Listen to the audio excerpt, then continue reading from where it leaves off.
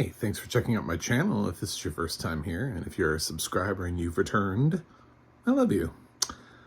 I'm John Stark from MacTheMovieGuy.com, and as you know, it's still spooky season. And if you've been following, you've noticed I've already reviewed the first two, so of course I reviewed the third. This is The Conjuring, The Devil Made Me Do It.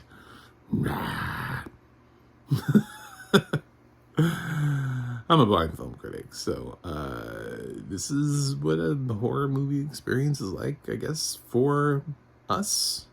If you're not blind, I'm gonna talk about characters and stuff too, and why this film did or did not work for me. So it's still an actual legitimate review, just from a different perspective that it's mine. Anyway, this has audio description on HBO Max. Tansy Alexander did The Conjuring 2, and she also does The Conjuring, The Devil Made Me Do It. So, once again, we have a solid narrator doing some great work on this. Unfortunately, this franchise continues to lose all of the creativity and spark in it with each entry. The first one was great. I legitimately understand why this whole thing blew up and why there are so many different Conjuring spinoffs. What James Wan did with the first film, great stuff. He held the jump scare. He created a sense of, unease for like at least a third, if not half the film before he showed you anything. It was all just mood and theme and building tension, and it was actually really great direction.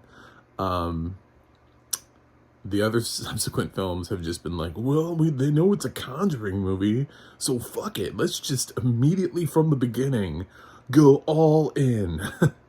So this one immediately from the beginning goes all in. With the Warrens are at a house. There's a little boy who's been possessed by something, and they're trying to exorcise him, and shit goes awry. And while the exorcism is going down and plates are flying, and Ed needs medical attention, has like a heart attack, and people are getting knocked to the floor, like the plates like fly out of the china cabinet and like hit people in the head. Just a lot of crazy stuff that's happening, and Lorraine's trying to like hold everything together. The older brother is like, take me. It's very dramatic. You had to be there. Anyway, so of course the demon does take him, and for a while he just, it just kind of seems chill. It just kind of seems like himself, just going about himself, doing his stuff, But then things take a turn for the worse, and he ends up killing someone, and he ends up getting in jail. And they end up looking at this case and the whole situation, and they think the demon passed into him, and they can't understand it. They're like, well, he's able to read from the Bible, so does that mean the demon came into him and then moved on? They're like, they can't figure it out, and they think that's what makes this movie cool, is they're like, oh, what kind of a demon is this? What are we dealing with here? Like, what kind of craziness? So, this is one of those things where, the lawyer is like, I can't plead not guilty by demonic possession. But of course she does.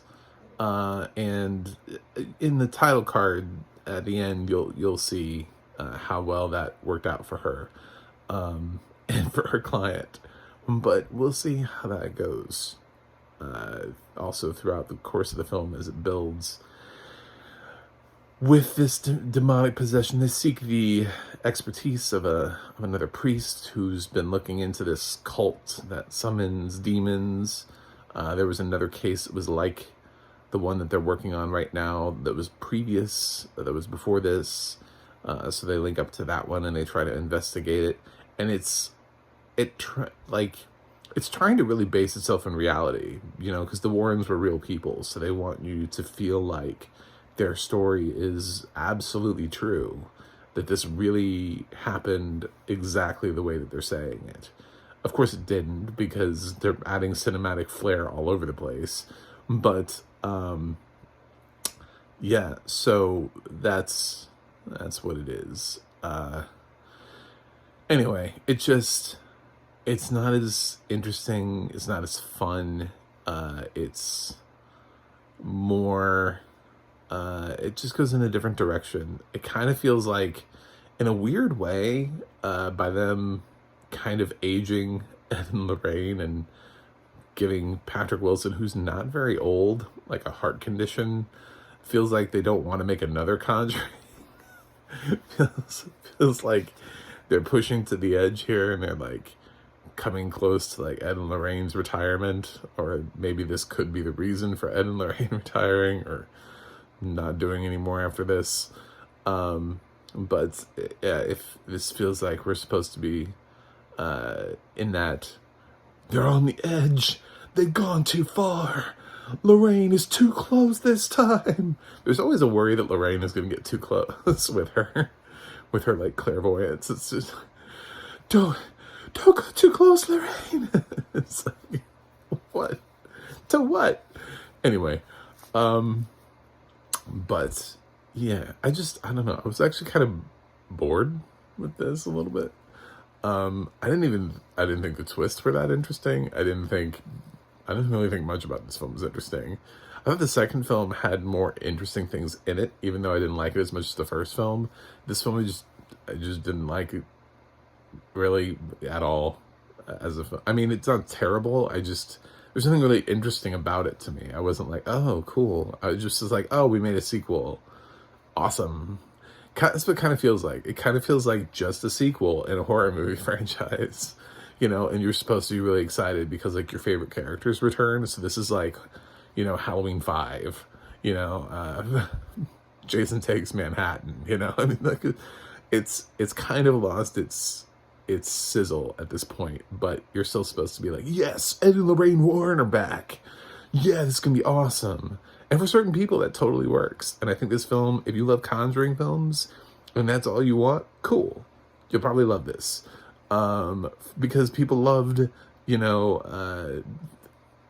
Jason Takes Manhattan and Freddy's Dead and, like the however many deep into the franchise sequel that was basically unnecessary, but is based around the fact that people love the franchise, So that's what this is. It's not as cool. They didn't put as much thought into it. It just is. I love that they keep showing Annabelle doll. They're like, check out this other franchise we created, guys.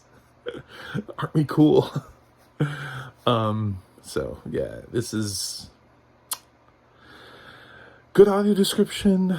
But not as good direction. I don't know. James Wan's direction on this film just keeps getting more and more just like, screw it. He's just kind of like, he doesn't even care about flair anymore in his style. He's just kind of churning a film out. I think he's bored with his own films because it feels less and less stylish every time that he comes in and does this. He's just like, oh, God, I'm doing it. Well, they're paying me out the ass to do it in a Conjuring movie. Just come in, all right, let's do it. And he just directs it and it makes like $100 million. And he's like, I did it, done. And then they move on. So hopefully the devil will not make you watch this. But if you do choose to watch it, make sure you use the audio description on HBO Max. Interestingly, when I went through it, I did the thing where you go to the menu and you look at audio description. It didn't have it listed on there at the time for me, but I just kind of assumed. I was like, man, that's the most recent entry. It'd be really weird if the first two had it, but then the third one didn't, even though the third one came out like 2 years ago. So I just checked it and played it, and it did. It ran with an audio description track. So I I guess maybe sometimes that list is not like 100% foolproof, and there might be some titles missing. So go for it. I'm going to grade it now. That's what's happening. I'm going to give The Conjuring, The Devil Made Me Do It, a grade of C minus. The spooky grade of C minus. Yeah. I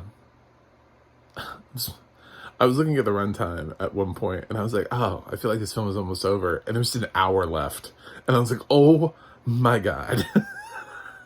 I was like, oh my God.